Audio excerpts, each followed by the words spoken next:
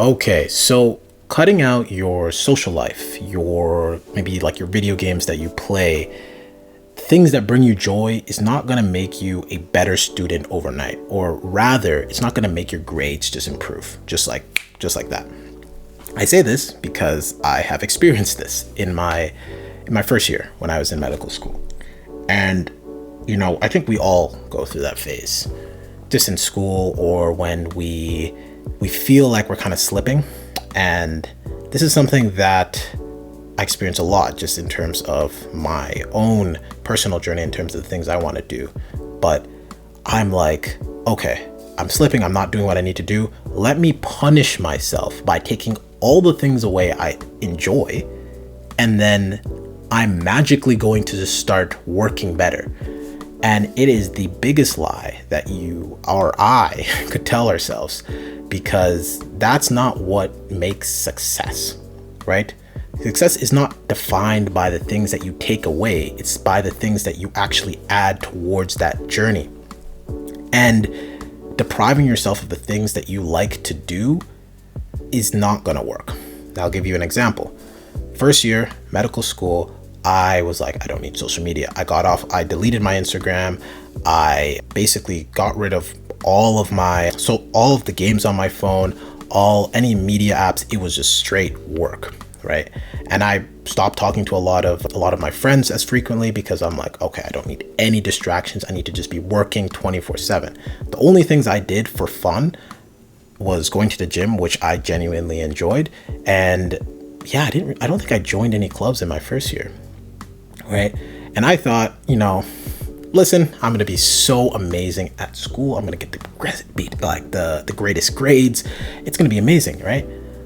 Midterms roll around and we have a formative assessment. And I'm like, come on now, I'm going to crush this. And at that time I didn't think I had any friends, or not many friends within my classes, because I was just like, I was locked in. I went to all of my lectures, right? Mid-semester, again, the formative or summative or whatever came around and we did our test. And I looked at my mark and I'm like, what is going on? What's going on? Like, I studied, I've been locked in, what is going on? And I'm like, this does not reflect how much work, how much sacrifice I have been putting in.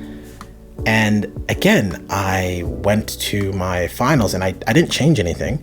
And I like to tell my friend this, but the definition of insanity is doing the same thing over and over and expecting a different result, right? But I did the same thing. I went even more gung-ho on becoming so deprived of the things I wanted to do. And not only did I feel like shit that first semester, I had shit grades to go with it. And it was only until I kind of like woke myself up and I was like, listen, like, this is not the way to live your life, right?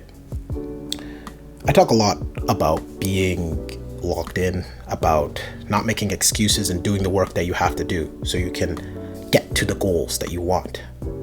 But at the same time, depriving yourself of things isn't going to magically, again, make you a better worker.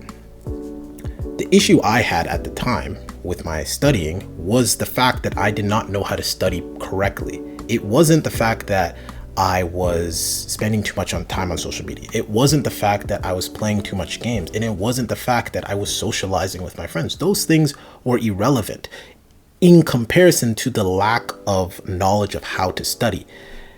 And until you kind of go to the root of the problem, taking hits from other places isn't going to help.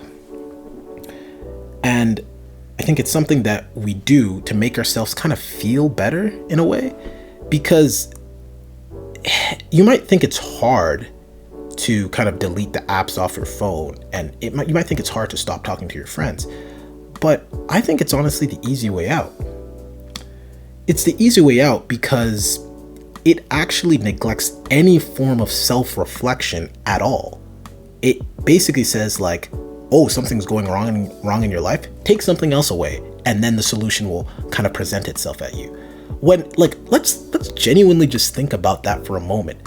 How the hell does taking something away is going to make something just sprout up in its place?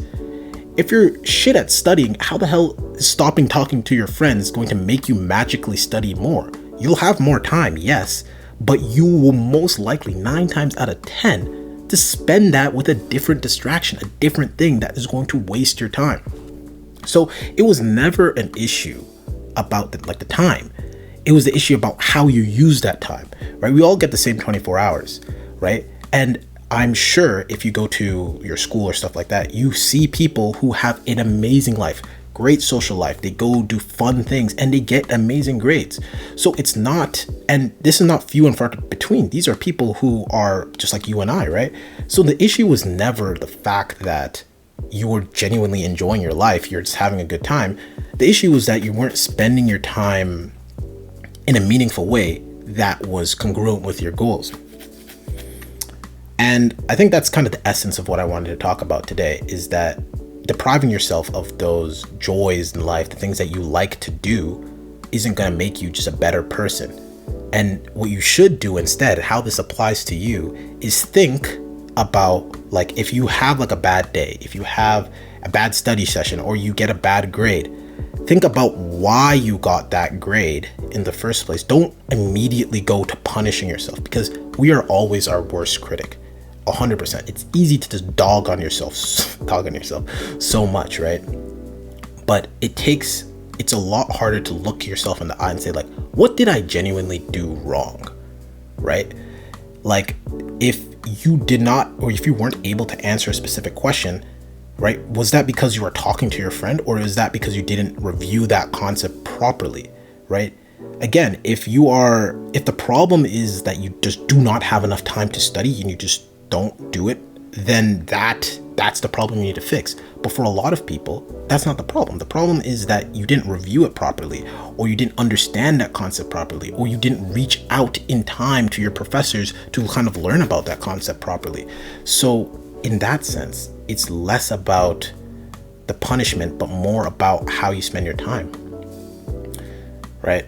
So again, just to recap, don't punish yourself and think that you're just going to become magically better. You actually have to take the time to really understand why you weren't able to get the results you wanted, and then direct all that negative energy to fixing that problem. Don't direct it at making yourself feel worse, because let's be honest, when do we work better? When we feel happy, when we feel, excited, when we have things to look forward to, or when we feel like shit, when somebody fucking goes to us and says, like, you're a fucking failure, you're like a shithead, you do nothing right.